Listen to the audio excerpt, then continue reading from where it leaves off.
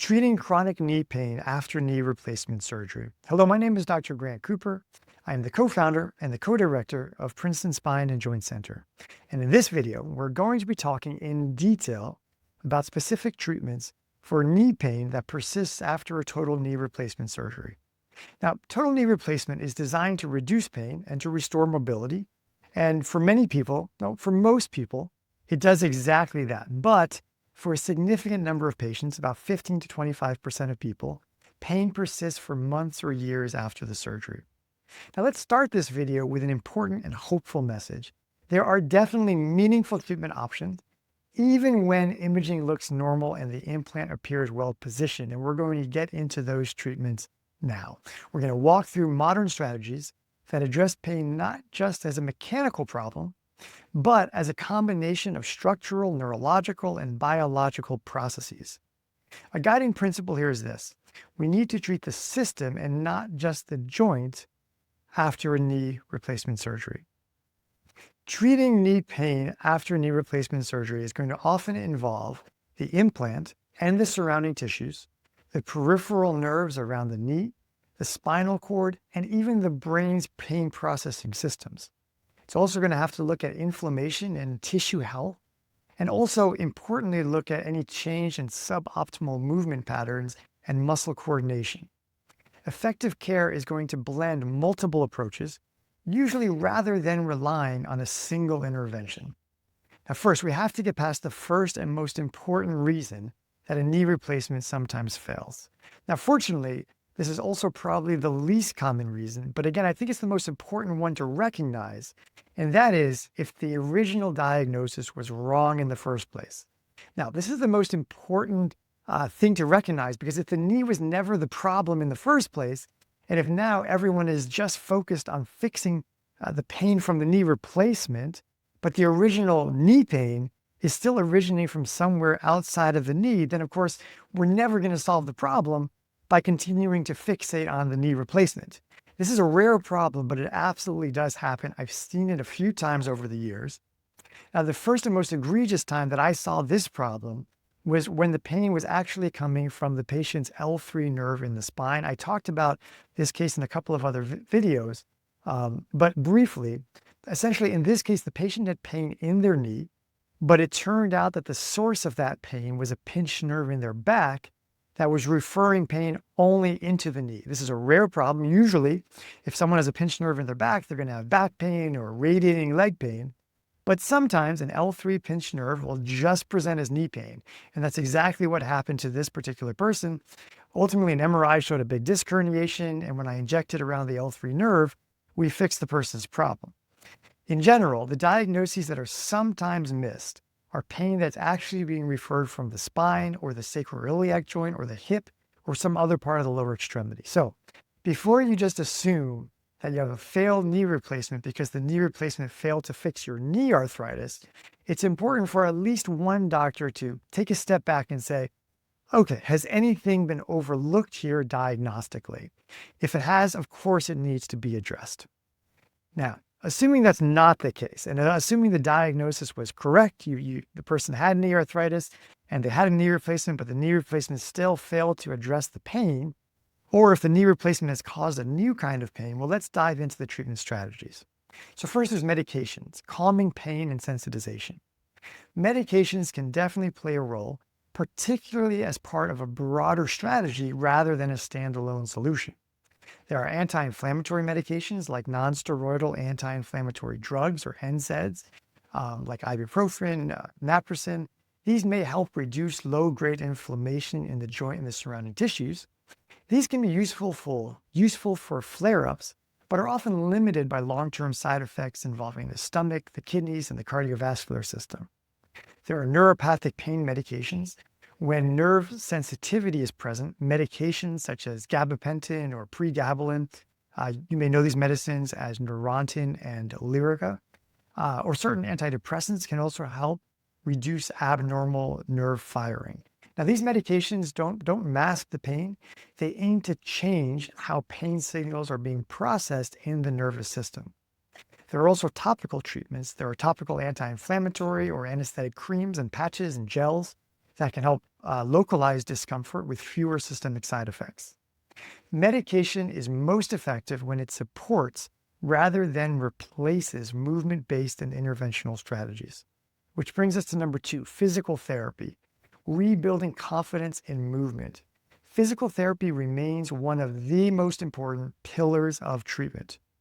Modern physical therapy in these situations, they should go beyond simply strengthening the muscles. The key goals are going to include restoring normal walking patterns, improving joint awareness and balance, reducing protective movement habits that can perpetuate pain, and it's going to focus on retraining muscles to absorb forces more efficiently. Specialized physical therapists often focus on movement quality, not just muscle strength, helping the brain to relearn that the knee can and should move safely and smoothly.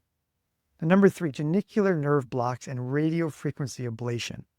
Around the knee joint are small sensory nerves called genicular nerves. These nerves transmit pain signals from the knee to the brain. In genicular nerve blocks, a local anesthetic under ultrasound guidance is injected near these nerves. If the patient experiences significant short-term pain relief, this suggests that these nerves are major contributors to the pain.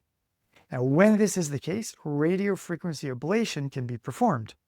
In radiofrequency ablation, radiofrequency energy can be used to reduce the nerve's ability to transmit pain for 6 to 18 months at a time. This doesn't affect muscle strength, it doesn't affect knee stability.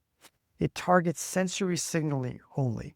Essentially, the radiofrequency ablation uses an oscillating current at the end of a needle to create heat, and that heat denatures the sensory nerve communicating the pain.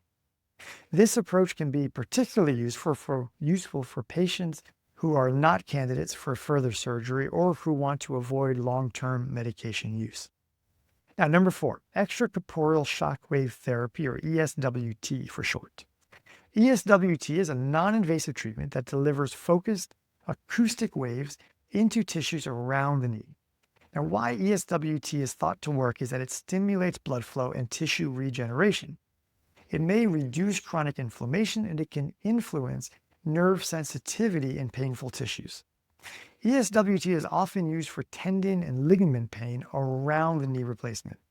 It's used for scar tissue sensitivity, and it can be used for chronic soft tissue pain after surgery. Now, while ESWT does not change the implant itself, it can improve the health and the functioning of the surrounding biological environment. Number 5, acupuncture and neuromodulation.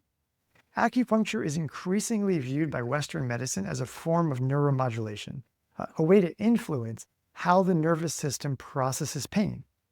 What acupuncture may do to help is to stimulate the release of the body's own natural pain-relieving chemicals, such as endorphins. It may alter pain signaling pathways in the spinal cord and the brain, and it may also reduce muscle tension and stress-related amplification of pain signals. Of course, from a more classically Eastern perspective, acupuncture works by rebalancing the qi, or rebalancing the energy in the body. However acupuncture may work, many patients do find acupuncture especially helpful, especially as part of a combined program that again is going to include physical therapy as well as perhaps medical management. Number 6, platelet-rich plasma therapy, or PRP.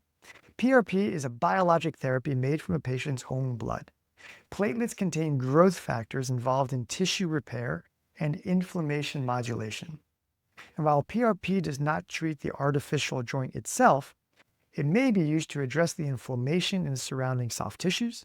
It may improve the tendon or ligament irritation and inflammation, and it can support healing in patients with persistent biological pain drivers.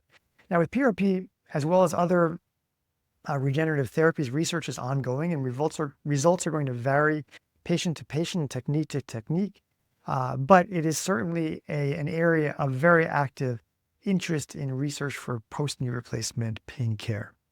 And finally, when pain is recalcitrant and more difficult to treat, many patients find benefit by integrating the brain and the nervous system. That is, an important part of chronic pain treatment for many people may involve helping the nervous system essentially stand down. This may include cognitive pain education, stress and sleep optimization, mindfulness-based strategies like meditation and others, behavioral therapy focused on reducing fear of movement. Now, these approaches are not about dismissing pain.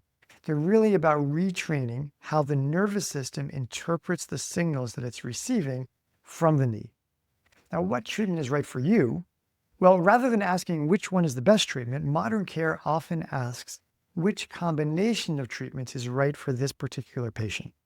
A typical treatment plan might include physical therapy to restore movement, a nerve block or ablation to reduce pain signaling, ESWT or PRP to improve tissue health, and medication support for nerve sensitivity. It also may incorporate things like neuromodulatory approaches like acupuncture or like cognitive training. A very important takeaway point here is that chronic pain after knee replacement is by no means a dead end. It's a signal that the system needs a broader and more personalized approach. And with today's expanding toolkit from advanced nerve treatments to biologic and neuromodulatory therapies, patients really do have a wealth of options, many more than they had before. And I would encourage you or your family members, whoever's suffering with pain after knee replacement, to talk to an educated healthcare provider about what might be right for you. Thank you so much for watching. If you have found some value from this video, and I certainly hope you have, please remember to hit that like button, subscribe to the channel. And if you have any questions or comments, or if you'd like to share your own experiences with knee replacement surgery or pain after knee replacement surgery, please leave a comment in the comment section. As always, I wish you all the very best of health. Thank you.